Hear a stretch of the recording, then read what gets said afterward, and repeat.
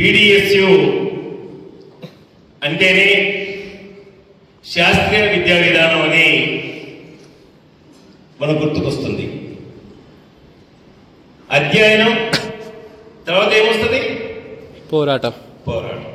Yes, అంటే సమాజాన్ని అధ్యయనం చేయడం, చదవడం. మన పుస్తకాల్లో పురుగులం కాదు. సమాజంలో ఈ సమాజాన్ని పట్టి పీడించే సమస్యలేంటి, మనం మన కర్తవ్యం, మన బాధ్యత ఏంటి అనేది ఈ సమాజాన్ని చదివితేనే తప్ప, ఈ సమాజాన్ని 4 కోణాలు పరిశీలిస్తేనే తప్ప మనకు అర్థమవుతుంది.